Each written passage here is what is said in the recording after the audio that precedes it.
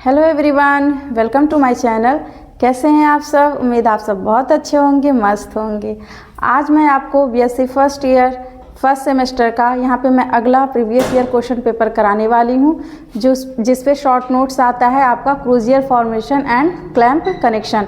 इसके पहले मैंने आपको सेप्टम के बारे में बताया था, डोली पोर्ट सेप्टम, फिर आपका जैसे सिंपल सेप्टम कैसा होता है, ठीक है, स्यूडो सेप्टम क्या होता है, ये सब मैंने पिछली वीडियो में कवर कराया। जो लोग वीडियो नहीं देखे वो लोग शुरू से लास्ट तक ज़रूर देखें और पूरा पिछला भी वीडियो आप लोग ज़रूर देख लीजिएगा, क्योंकि बहुत इंपॉर्टेंट है आपके एग्ज़ाम के पॉइंट ऑफ व्यू से। तो शुरू करते हैं। आज का क्वेश्चन क्या है? आज का क्वेश्चन है write down short notes on crozier formation. देखिए क्रूजियर फॉर्मेशन पे किस तरह से यहाँ पे क्वेश्चन आता है। दूसरा इसी पे फिर अगला है क्लैंप कनेक्शन, ठीक है। तो ये दो क्वेश्चन आते हैं। देखिए यहाँ पर चाहे क्रूजियर फॉर्मेशन की बात करें या क्लैंप कनेक्शन की बात करें, दोनों एक तरह से कह सकते हैं यहाँ पे सेल डिवीज़न ही है। बस ये क्या है कि यहाँ पे दो मेंबर है, मतलब अलग अलग क्लास है, उसमें अलग अलग टाइप के इसमें सेल डिवीज़न होते हैं। जैसे मान लीजिए क्रूजियर फॉर्मेशन की बात करें तो ये बेसिकली देखा जाए तो ये सिर्फ किसका ये कैरेक्टरिस्टिक फीचर है, एस्कोमाइसिटीज़ का। फिर है क्लैंप कनेक्शन, जो किसका कैरेक्टरिस्टिक फीचर है, बेसिडियोमाइसिटीज़ का। तो चलिए शुरू करते हैं। सबसे पहले जानते हैं कि क्रूजियर फॉर्मेशन क्या होता है। तो क्रूजियर फॉर्मेशन क्या है? तो इसमें भी देखिए crozier formation is a hook like structure. जब आप इसको देखेंगे ना तो इसका स्ट्रक्चर अभी मैं आगे दिखाऊंगी, पहले आप इसको पढ़ लीजिए, उसके बाद से हम आगे आपको फिर से एक बार डायग्राम से पूरा इसको क्लियर कर देंगे। तो यहाँ पर क्रूजियर फॉर्मेशन की बात करें तो यहाँ पे एक हुक लाइक स्ट्रक्चर आपको दिखेगा। इसमें क्या होगा, न्यूक्लियस का माइग्रेशन होगा, ठीक है। इसमें एक हुक लाइक ऐसे स्ट्रक्चर बनेगा तो उसी को बोलते हैं। इसी में क्या होगा, जो न्यूक्लियस होगा वो एक जगह से दूसरी जगह माइग्रेट करेगा, डिवाइड होकर। तो crozier formation is a hook like structure formed at the tip of an ascogenous hypha in ascomycetes during the development of asci या स्पोर सैक। मतलब यहाँ पर क्या होगा, जैसे ही आपको पता है एस्कोमाइसिटीज में क्या होता है, एस्कस बनते हैं, ठीक है। एस्कस में फिर आपका आपका क्या बनेगा, एस्कोस्पोर बनेगा। अब वो जो एस्कोस्पोर बनेगा वो इसी एस्कस के अंदर बनेगा। तो वो जो एस्कस है तो जब उसका फॉर्मेशन होगा तो वहाँ पर तब वही आपका हुक लाइक स्ट्रक्चर बनेगा, जिसको हम बोलते हैं क्रूजियर फॉर्मेशन। क्या बोलेंगे? क्रूजियर फॉर्मेशन बोलेंगे। It ensure the maintenance of the dikaryotic condition. ये क्या करेगा, ये किसको मेंटेन करता है, डाइकैरियोटिक कंडीशन को। डाइकैरियोटिक कंडीशन का मतलब क्या, N+N, क्योंकि मैंने आपको हेटेरोथैलिज्म जैसे बताया था, तो सेम वैसे ही यहाँ पर भी क्या होगा, जैसे प्लाज्मोगैमी होता है तो प्लाज्मोगैमी में क्या होगा, यहाँ पे दोनों न्यूक्लियस तुरंत फ्यूज़ नहीं करते हैं। तो जब तक फ्यूज़ नहीं करेंगे, लेकिन हाँ एक थैलस में क्या होंगे, यहाँ पे दो तरह के न्यूक्लियस प्रेजेंट होंगे। तो इसी को बोलते हैं क्या, डाइकैरियोटिक। डाई मतलब क्या हो जाएगा, डाई मतलब होता है दो, और कैरियन मतलब न्यूक्लियस। तो यहाँ पे दो तरह के दो न्यूक्लियस आपको दिखेंगे। इट इंश्योर, तो ये क्या करेगा, किसको मेंटेन करेगा, डाइकैरियोटिक कंडीशन को, मतलब 2 न्यूक्लियाई पर सेल बिफोर कैरियोगैमी, मतलब न्यूक्लियर फ्यूजन। तो ये क्या करेगा, ये किसको बस मेंटेन करता है, डाइकैरियोटिक स्टेज को। जब तक कैरियोगैमी नहीं हो रहा है तो यहाँ पे डाइकैरियोटिक स्टेज को मेंटेन रखने का काम कौन करेगा, यही आपका क्रूजियर करता है, ठीक है। फिर है ये देखिए दिखता किस में है, तो seen in ascomycetes specially in higher ascomycetes like जैसे पेजाइजा हो गया, न्यूरोस्पोरा हो गया, मॉर्केला हो गया, ETC, ठीक है। तो एस्कोमाइसिटीज में भी जो आपका हायर एस्कोमाइसिटीज का जो इसमें मेंबर है, जैसे आपका पेजाइजा हो गया, पेजाइजा में आप इसको देख सकते हैं इस तरह से, फिर न्यूरोस्पोरा में देख सकते हैं, और आप मॉर्केला में भी देख सकते हैं क्रूजियर फॉर्मेशन। इट कंटेन्स 2 न्यूक्लियाई, तो ये क्या कर, इसके पास क्या होगा, 2 न्यूक्लियस होता है, 1 फ्रॉम ईच मेटिंग टाइप, ठीक है। मतलब उसमें एक कहाँ से आए, जब वो मेटिंग करेंगे तो वहाँ पे वो आपको दिखेंगे। जैसे मैंने बताया था कि जैसे प्लाज्मोगैमी होगा तो आप तो देखते हैं ना कि यहाँ पर एक ही थैलस में, जैसे मान लीजिए एक न्यूक्लियस मान लीजिए पॉजिटिव सेल से या पॉजिटिव हाइफी से और एक निगेटिव। तो इस तरह से यहाँ पर डाइकैरियोटिक स्टेज आपको दिखेंगे। अब देखते हैं क्रूजियर फॉर्मेशन के स्टेप क्या हैं कि कैसे कैसे क्रूजियर फॉर्मेशन होगा। तो देखिए क्रूजियर फॉर्मेशन के स्टेप में सबसे पहले आपका आता है डाइकैरियोटिक टिप। तो क्या होगा, पहले यहाँ पर डाइकैरियोटिक टिप बनेंगे, पहले छोटा सा आउटग्रोथ निकलेगा, ठीक है।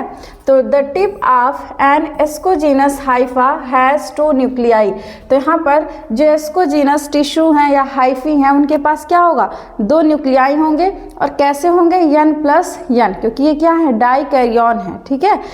दूसरा फिर क्या होगा, हुक फॉर्मेशन। इसके बाद जस्ट क्या बनेगा, हुक का फॉर्मेशन होगा। The tip bends to form a hook like crozier. मतलब अब जैसे टिप पे आपको छोटा सा यहाँ पर जैसे ही डाइकैरियोटिक टिप दिखेगा, अब फिर ये थोड़ा सा फिर बेंड हो जाएगा, मतलब इस तरह से झुक जाएगा। और नेक्स्ट क्या होगा, न्यूक्लियर डिवीजन। इसके बाद न्यूक्लियस क्या करेंगे, विभाजित होंगे, मतलब न्यूक्लियस आपस में डिवाइड करेंगे। तो डिवाइड होगा तो both nuclei divide simultaneously forming 4 nuclei. अब यहाँ पर कितना बन जाएगा, 4 न्यूक्लियाई, मतलब 2 पेयर्स। 2 पेयर्स का मतलब क्या, जैसे मान लीजिए ये हो गया आपका, तो एक आपका पॉजिटिव और एक आपका निगेटिव की तरह जो बिहेव कर रहा था। तो इस तरह से यहाँ पर 4 न्यूक्लियाई बन जाएंगे। नेक्स्ट है फिर क्या होगा, सेप्टेशन होगा। तो सबसे पहले आपका क्या हुआ, सबसे पहले टिप का फॉर्मेशन मतलब डाइकैरियोटिक टिप बना। डाइकैरियोटिक टिप के बाद से आपका क्या हुआ, थोड़ा सा यहाँ पर, फिर उसके बाद यहाँ पे हुक का फॉर्मेशन हुआ। हुक फॉर्मेशन के बाद से न्यूक्लियर डिवीजन हुआ। अब चौथा स्टेप क्या है, सेप्टेशन। चौथा स्टेप क्या है, सेप्टेशन। अब विभाजन होगा। तो क्रॉस वॉल मतलब septa form dividing the crozier into 3 cells, apical cell, फिर पेन्युल्टीमेट सेल, फिर आपका एंड बेसल सेल, ठीक है, मतलब बॉटम सेल। तो यहाँ पर देखिए सबसे पहले एक आपका टिप सेल बनेगा सबसे ऊपर, जिसको हम बोलेंगे एपिकल सेल, ठीक है। अब फिर उसका आपके बाद उसके बाद बनेगा मिडिल सेल। मिडिल सेल को हम क्या बोलते हैं, पेनल्टीमेट सेल, ठीक है। और बेसल सेल जो सबसे नीचे वाला मतलब बॉटम सबसे नीचे वाला पार्ट है उसको बोलेंगे क्या, बेसल सेल। तो यहाँ पे सेप्टा जब बनेगा, सेप्टा आप जान ही रहे हैं कि जब इस हाइफी को ऐसे जो क्रॉस वॉल मतलब जब इसको क्रॉस वॉल को इस पे बनेगा उसी को बोलते हैं सेप्टा। फिर नेक्स्ट स्टेप में सेप्टेशन के बाद क्या होगा, कैरियोगैमी मतलब न्यूक्लियर फ्यूजन। क्योंकि अभी क्या था, अभी तक आपका एक तरह से देखा जाए तो प्लाज्मोगैमी था, अब क्या होगा कैरियोगैमी। क्योंकि कैरियोगैमी में क्या है, अब यहाँ पे न्यूक्लियस का फ्यूजन होगा, अभी तक न्यूक्लियस का फ्यूजन नहीं हुआ था। तो यहाँ पे होंगे the 2 nuclei in the penultimate shell fuse. अब देखिए 2 यहाँ पे क्या होंगे, 2 न्यूक्लियाई फ्यूज होंगे पेनल्टीमेट सेल में मतलब बीच वाले सेल में। तो क्या बनाएंगे, फॉर्मिंग अ डिप्लॉयड मतलब 2n न्यूक्लियस। This cell develops into an ascus. और ये सेल कहाँ डेवलप होंगे, एस्कस में डेवलप होंगे, क्योंकि एस्कोमाइसिटीज में एस्कस बनते हैं और एस्कस में ही एस्कोस्पोर बनेंगे, ठीक है। फिर नेक्स्ट स्टेप क्या होगा, छठवां आपका रिस्टोरेशन ऑफ हाइफी। तो अब यहाँ पे हाइफी क्या करेगा, उसको रिस्टोर करेगा। तो क्या होगा, the other 2 cell apical cell basal cell each receive 1 nucleus and grow again to form a new croziers. तो इसी प्रकार फिर क्या होगा, अब फिर से यहाँ पर जो आपके एपिकल सेल है और बेसल सेल वो दोनों क्या करेंगे, जो अभी डिवीजन के बाद से फिर यहाँ पे फ्यूजन हुआ है न्यूक्लियस का, अब वो फ्यूजन के बाद क्या होंगे, ये दोनों सेल अपना अपना रिसीव कर लेंगे। एक चला जाएगा एक आपका एपिकल सेल की तरफ और दूसरा रिसीव कर लेगा बेसल की तरफ। फिर क्या होगा, अब ये ग्रो करेंगे न्यूक्लियस और फिर से यहाँ पे फिर से क्या करेंगे, फिर से हुक लाइक स्ट्रक्चर बनेगा, फिर वो थोड़ा सा बेंड होंगे, फिर इसी तरह से संरचना मतलब चली जाती है, फिर से वो नया क्रोजियर का फॉर्मेशन करेंगे। तो इस प्रकार ये इनका 6 प्रोसेस था, जिसमें कि सबसे पहले आपका था क्या, डाइकैरियोटिक टिप, फिर हुक फॉर्मेशन, फिर न्यूक्लियर डिवीजन, फिर था आपका सेप्टेशन, फिर कैरियोगैमी, फिर रिस्टोरेशन, ठीक है। तो ये था आपका स्टेप। अब इसको एक बार हम डायग्राम से समझ लेते हैं, ठीक। ठीक है। तो डायग्राम से देखिए यहाँ पर ये आपका मान लीजिए ये पेनल्टीमेट सेल है, ठीक है, मतलब ये मिडिल सेल यहाँ पे बीच वाले को, इसी को हम क्या बोलते हैं, पेनल्टीमेट सेल। और ये आपका क्या है, बेसल सेल। क्या है, बेसल सेल, ठीक है। तो सबसे पहले आप यहाँ से देखिए, यहाँ से शुरू करते हैं। तो यहाँ पर देखिए पहले क्या होगा, मान लीजिए ये कोई आपका हाइफी है, मतलब डाइकैरियन है। डाइकैरियन में आपको पता है यहाँ पर दो तरह के न्यूक्लियस दिखेंगे, एक आपका ये वाला रहेगा और एक आपका ये ब्लू कलर से है, ठीक है। यहाँ पे डाइकैरियन स्टेज है।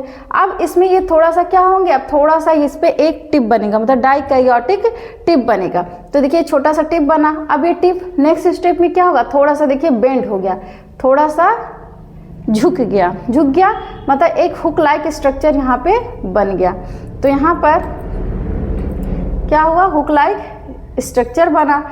और इस हुक लाइक स्ट्रक्चर से पहले क्या हुआ है, माइटोसिस हुआ है। तो माइटोसिस हुआ तो यहाँ पर क्या हुआ, न्यूक्लियस विभाजित हुए हैं।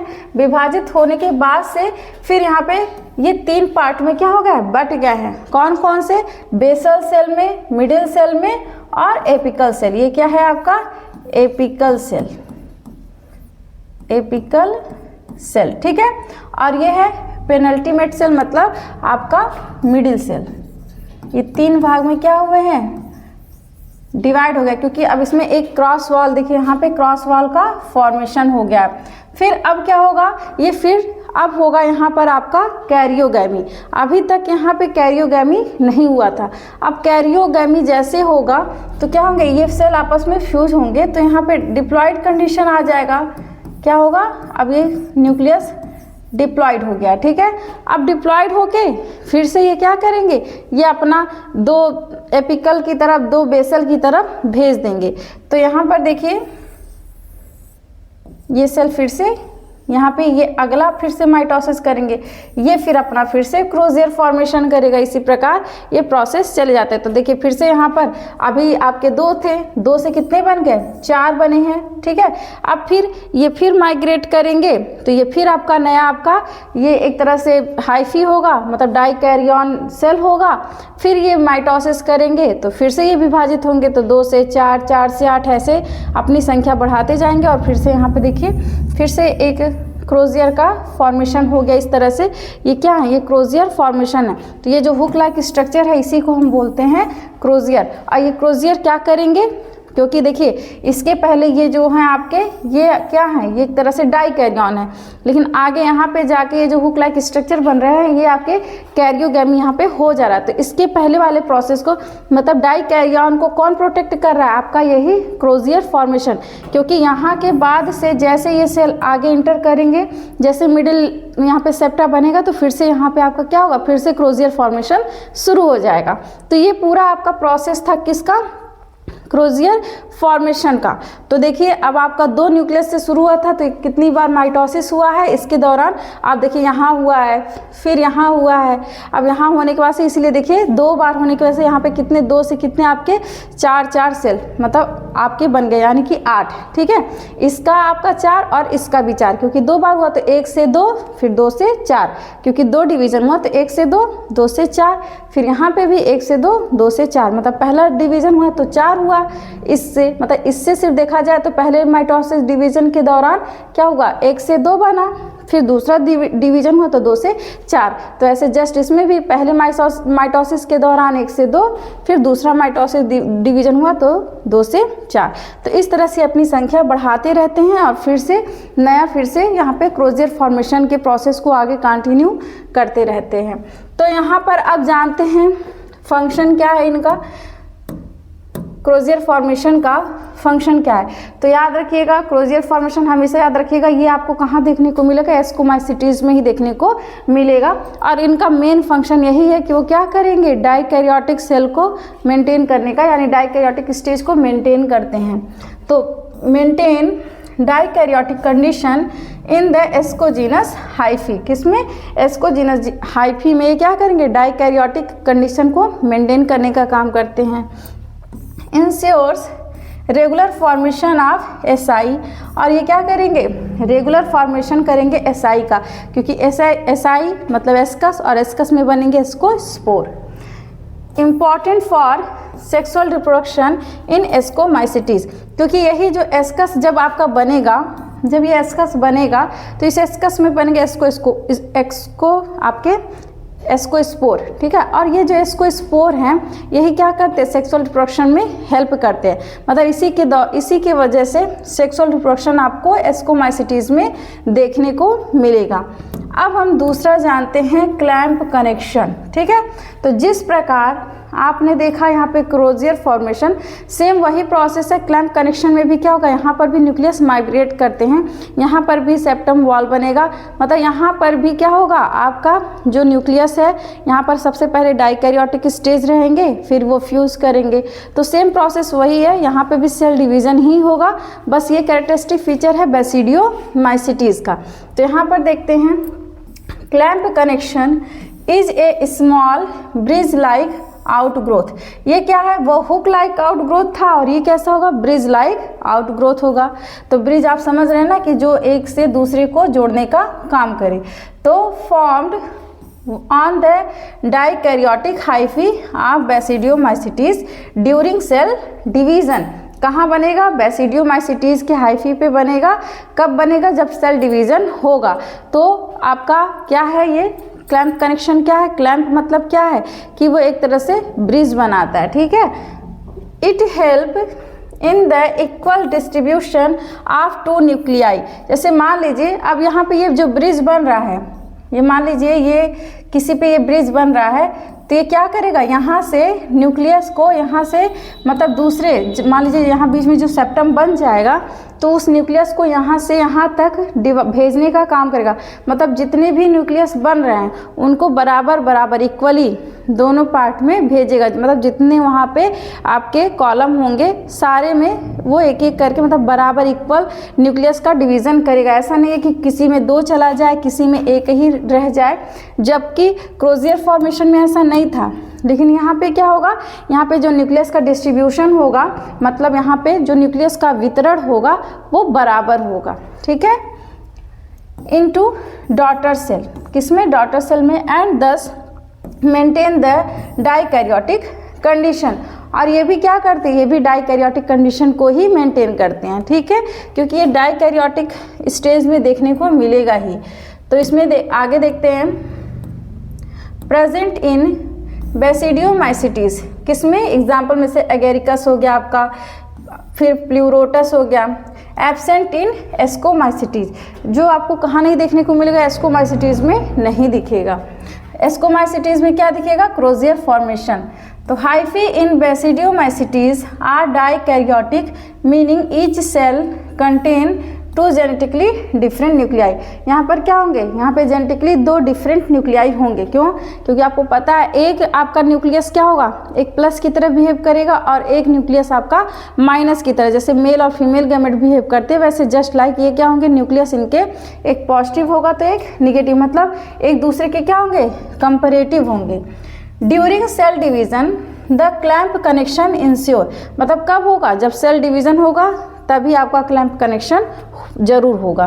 Both daughter cell receive 1 nucleus of each type, मतलब दोनों जो डॉटर सेल बाद में बनेंगे क्लैंप कनेक्शन, जब क्लैंप कनेक्शन होगा तो बीच में 2 डॉटर सेल बनेंगे। अब उन दोनों डॉटर सेल में बराबर बराबर दोनों में न्यूक्लियस रहेंगे। The dikaryotic phase is retain, और फिर से डाइकैरियोटिक फेज फिर से वापस लौट जाएगा, ठीक है, मतलब फिर से वापस आ जाएगा। तो कैसे आएगा, पहले स्टेप हम देख लेते हैं तब आप इसका थ्योरी देखिएगा। जैसे मान लीजिए, अब देखिए ये एक आपका हाइफी है, ठीक है, ये हाइफी है। अब धीरे धीरे देखिए यहाँ पर एक ब्रिज लाइक स्ट्रक्चर यहाँ से बनना शुरू हुआ है, ठीक है। तो अभी देखिए यहाँ पे ये क्या है, डाइकैरियोटिक स्टेज है, मतलब यहाँ पर 2 तरह के न्यूक्लियस दिख रहे हैं। एक मान लीजिए प्लस है और ये माइनस है। अब क्या होगा, जैसे ही सेल डिवीजन शुरू होगा तो सबसे पहले यहाँ पर एक ब्रिज लाइक, यहाँ पर ये बाहर जैसे लूप लाइक आपको आउटग्रोथ दिख रहा है। फिर अब ये न्यूक्लियस क्या होंगे, डिवाइड करेंगे, विभाजित करेंगे। तो ये न्यूक्लियस अपना विभाजन करेगा, ये अपना विभाजन करेगा। तो यहाँ पर 1 से 2 यहाँ पर और यहाँ पे भी 1 से 2, मतलब 2 यहाँ पे आपको प्लस वाले और 2 यहाँ पे आपको माइनस वाले, मतलब 2 यहाँ पे न्यूक्लियस आपको 2 तरह के दिख रहे हैं। अभी भी ये क्या है, डाइकैरियोटिक स्टेज में है, ठीक है।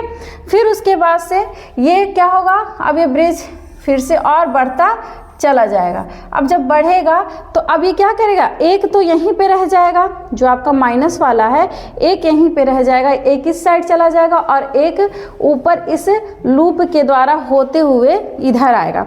अब फिर जब ये आएगा तो ये आगे चल के इस वाले सेल से, मतलब ये आगे चल के इस पे अटैच हो जाएगा। और ये देखिए बीच में आपका ये तो है ही, ठीक है, तो ये इससे अटैच होगा। तो ये वाला जो आपका न्यूक्लियस है माइनस वाला, ये इसी के द्वारा इसमें मूव कर लेगा, मूव कर जाएगा। तो देखिए यहाँ पर मान लीजिए एक सेप्टम वॉल बन गया और देखिए यहाँ पे एक आपका 2 तरह का यहाँ पे फिर से यहाँ पे डॉटर सेल बन गया।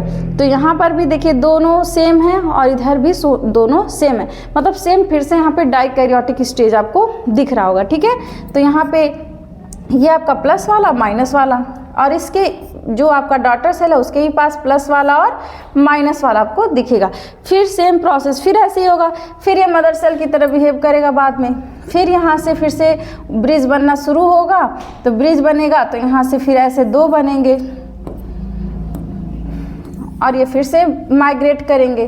तो यहाँ से जब ब्रिज बनेगा तो फिर से ये वाला एक न्यूक्लियस इधर आके इसमें मूव करता हुआ फिर इसके पास ऐसे चला आएगा और इसके पास ये वाला चला जाएगा, ठीक है।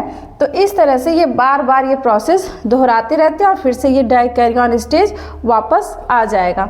तो ये है आपका स्टेप था क्लैंप कनेक्शन का। तो एक बार इसको भी देख लेते हैं। तो step of clamp connection formation, तो सबसे पहले क्या होगा, डाइकैरियोटिक हाइफा होगा। आपको पता है डाइकैरियोटिक, मैंने बहुत बार बताया डाइकैरियोटिक मतलब क्या, कि यहाँ पे जब प्लाज्मोगैमी होगा न्यूक्लियस फ्यूजन नहीं होंगे।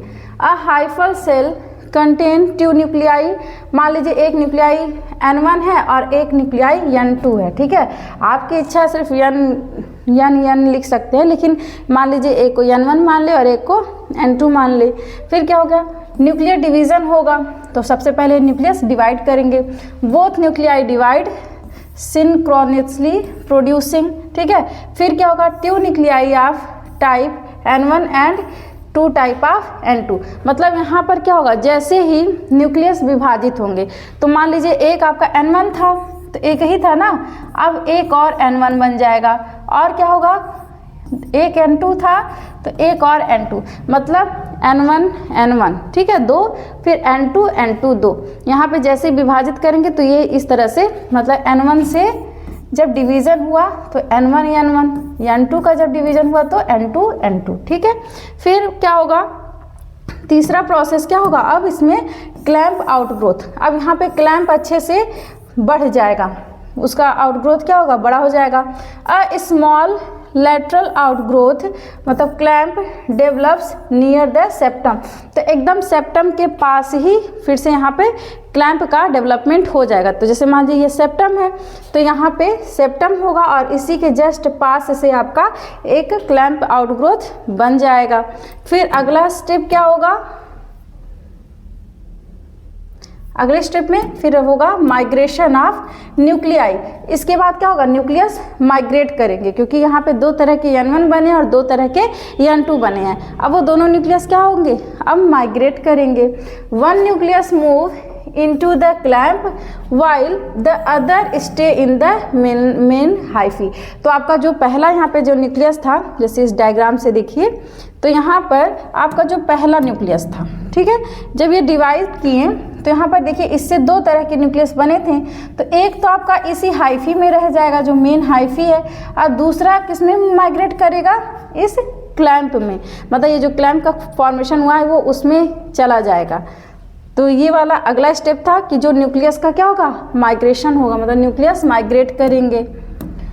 1 nucleus move into the clamp while the other stay in the main hyphae, ठीक है। फिर क्या होगा, सेप्टम फॉर्मेशन। अब इसके बाद से फिर से सेप्टम बन के तैयार हो जाएगा, मतलब अब दोनों को, जैसे मान लीजिए जब ये था तो इस तरह से अब दोनों को क्या होगा, दोनों के बीच में यहाँ पे सेप्टम बन जाएगा। तो एक आपका यहाँ, एक आपका ये मान लीजिए ये N1 है, ये N2 है, फिर इसी तरह जस्ट इसमें भी एक N1 होगा और एक आपका N2, ठीक है। तो ये हो गया, फिर से क्या होगा, सेप्टम फॉर्मेशन। तो अब ये सेप्टम बनेगा। अब फिर से यही न्यूक्लियस फिर से डिवाइड करेंगे, फिर से यहाँ पे फिर से एक क्लैम्प कनेक्शन का फॉर्मेशन करेंगे।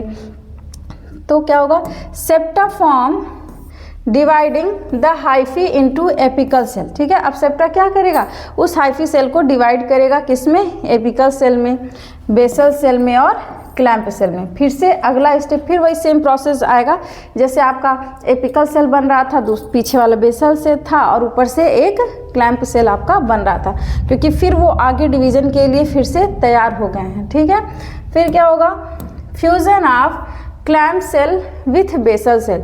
तो अब जब फ्यूजन होगा किसका, क्लैम्प सेल का बेसल सेल से, क्योंकि ये आपका बेस था और ये क्लैम्प जो बन रहा था अब इससे फ्यूज करेगा। तो the clamp cell fuse with the basal cell, this transfer one nucleus to the basal compartment. अब क्या होगा, जो अभी ये न्यूक्लियस आपका माइग्रेट होके यहाँ से यहाँ तक आया था, अब वो इस सेल में जो बीच में सेप्टम बन गया, लेकिन वो इसके थ्रू इधर आपके डॉटर सेल में ये न्यूक्लियस माइग्रेट कर गया। ठीक है, दोनों कंपार्टमेंट में अब सेम हो गए। तो both daughter cell become dikaryotic again, और फिर से वो दोनों डॉटर सेल फिर से डाइकैरियोटिक बन गए। कैसे बन गए कि, तो अभी मैंने आपको यहाँ पे डायग्राम बना के दिखाया ही है कि मान लीजिए एक N1 था, मतलब 2 N1 बने, जैसे ही डिवीजन हुआ फिर 2 N2 बने। ठीक है, तो एक यहाँ पे ये N1 और एक इधर N1 और दूसरा ये N2 और एक इधर N2। ठीक है, अब बीच में बनेगा सेप्टम। तो ये फिर से डाइकैरियोटिक स्टेज को प्राप्त कर लिए और फिर से यहाँ पे धीरे धीरे फिर से इसी तरह से फिर यहाँ पे क्लैम्प कनेक्शन बनेगा, फिर ये न्यूक्लियस माइग्रेट करेंगे, फिर बीच में एक सेप्टम बनेगा। ऐसे करके क्या होगा, सेल डिवीज़न होगा। तो एक बार फिर से यहाँ से देख सकते हैं डायग्राम को, इन शॉर्ट में हम आपको फिर से एक बार समझा दे रहे हैं। ठीक है, देखिए ये है आपका हाइफी सेल है और यहाँ पे अभी ये लूप बन रहा है। ठीक है, तो एक ये मान लीजिए N1 है, ये क्या है, N2 है। अब इसमें होगा डिवीज़न, तो डिवीज़न होगा तो अभी ये क्लैम्प देखिए यहाँ से धीरे धीरे ये क्लैम्प क्या हो रहा है, बन रहे हैं। तो इसी के द्वारा ये न्यूक्लियस इसमें माइग्रेट करेगा, तो डिवीज़न होंगे। तो देखिए यहाँ पे ये एक N1 हो गया, इसको N2 मैंने लिखा, तो ये भी मान लीजिए एक आपका ये N2 है और एक N2 ये रहा, और एक N1 ये है आपका और एक N1 ये रहा। ठीक है, अब यहाँ पे एक आपका चाहे अब क्या होगा, एक N2 यहाँ से माइग्रेट करेगा। तो जब यहाँ से घूम जाएगा न्यूक्लियस विभाजन के बाद, तो ये चला गया इस क्लैम्प में। ठीक है, और एक यहाँ का न्यूक्लियस N1 वाला इधर आ गया, तो ये हो गया आपका N1 और एक इधर वाला क्या है, ये है N2। ठीक, और यहाँ पे ये N1 वाला स्टे है। ठीक है, ये N1 है। फिर अब ये N2 इसके द्वारा यहाँ पे ये जो आपका क्लैम्प है इस बेसल सेल से क्या होगा, अटैच होगा, जुड़ जाएगा। और जब जुड़ेगा तो जुड़ने के बाद से ये जो न्यूक्लियस है वो इसमें आ गया इस तरह से। तो देखिए यहाँ पे आ गया फिर से, तो ये आपका N1 था और एक N2, ये N1 है। ठीक है, फिर तब देखिए यहाँ पे फिर से आपका एक N1 और एक N2, और इधर भी एक N1 और एक आपका N2, दोनों न्यूक्लियस फिर से डाइकैरियोटिक स्टेज को फिर प्राप्त कर लिए। फिर सेम ऐसे यहाँ होगा, फिर ये न्यूक्लियस डिवाइड करेंगे, फिर ये आपका N2 ऐसे फिर माइग्रेट करता हुआ फिर इसमें आएगा, तो फिर यहाँ पे आपका एक N1 बनेगा और एक N2 बनेगा। इस तरह से ये प्रोसेस चलता रहता है। तो ये है पूरा आपका क्लैम्प कनेक्शन और क्रोजियर फॉर्मेशन। तो क्रोजियर फॉर्मेशन क्या था, स्कोमाइसिटीज़ का यहाँ पे सेल डिवीजन का तरीका था, और आपका बैसिडियोमाइसिटीज़ में क्लैम्प कनेक्शन देखने को मिल रहा था। और दोनों ही क्या कर रहे हैं, दोनों ही डाइकैरियोटिक स्टेज में ही पाए जाते हैं, और दोनों ही एक तरह से देखा जाए तो यहाँ पे डाइकैरियोटिक स्टेज को मेंटेन करने का काम करते हैं। तो आई होप आपको वीडियो बहुत अच्छा लगा होगा। तो वीडियो को शुरू से लास्ट तक देखना ना भूलें। तो आज के लिए बस इतना ही, मिलते हैं नेक्स्ट वीडियो में। Thank you.